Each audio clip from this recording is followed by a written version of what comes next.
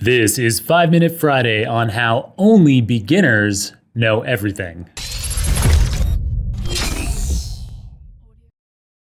CrossFit is a popular fitness franchise in Western countries where members pay to show up and be shouted at as they are timed performing countless repetitions of heavy barbell lifts, pull-ups, tire flips, and the like.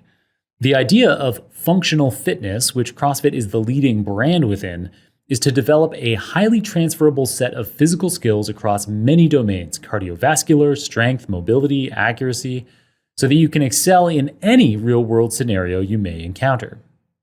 About a decade ago, I began attending CrossFit gyms, and for about 5 years, I genuinely believed that I was good at it.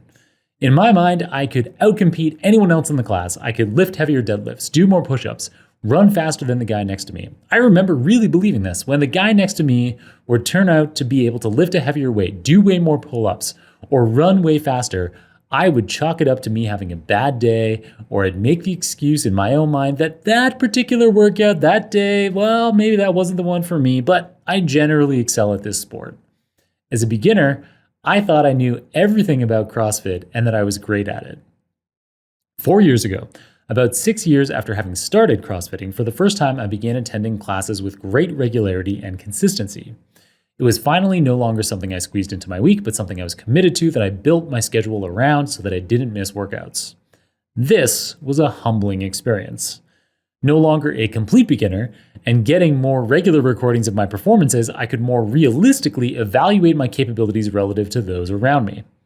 As I honed this self-awareness more and more, I began to see and accept how terrible I really was at CrossFit and always had been. I'm a big guy and I couldn't deadlift anywhere near folks half my weight. I couldn't string more than a couple of pull-ups together, and my running speed was middle of the pack at best. No longer a complete beginner, I could see that I was bad. In the long run, this is a good thing. Through years of consistent practice, commitment, and lots of lifestyle improvements, I'm still pretty bad at CrossFit, but for the most part, I'm gradually, reliably improving at all of the simple movements, and at a handful of them, I can now execute them at a slightly above average level. This has been a recurring pattern in complex pursuits that I've taken up over the years. Not just CrossFit, it's happened with meditation, with musical instruments, and with my career.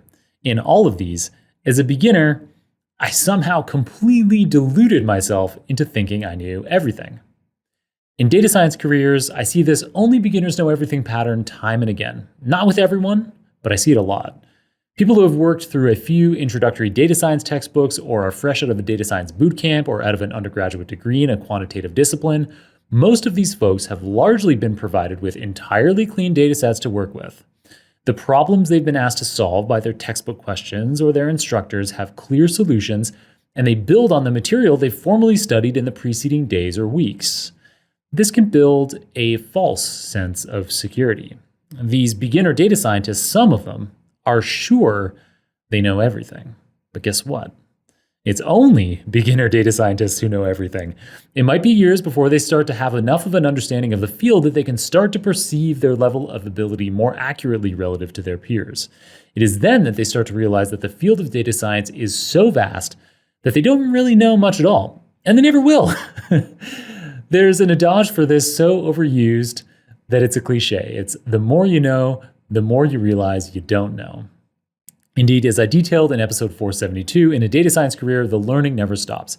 Even the simplest, most frequently used techniques and programming languages have details underpinning their applicability that could fill hundreds of doctoral theses, with only more and more questions emerging from these intimate investigations.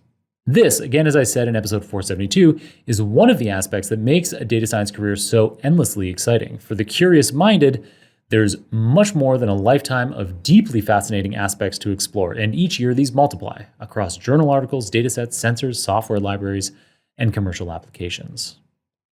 I suppose my takeaway point from this episode is that if you're early in your data science career or your journey into any challenging pursuit, and you feel like you know everything, well, that may be because you're a beginner. Now, all that said, many folks at any stage of their career feel the opposite of what I've detailed in this episode. They feel an imposter. They feel like an imposter even though they are in fact well suited to the data science challenges they're being presented. I'll dig into this polar opposite, but nevertheless common situation called imposter syndrome in a future episode of the show. Okay, that's it for now though. For next week's 5 Minute Friday, it'll be episode 500 of the Super Data Science Show, and I have something extra special in store for you, a potentially life-altering, if not at least day-altering experience that you'll be able to undertake just by laying down and listening. All right, in the meantime, keep on rocking it out there, folks, and catch you on another round of the Super Data Science Show very soon.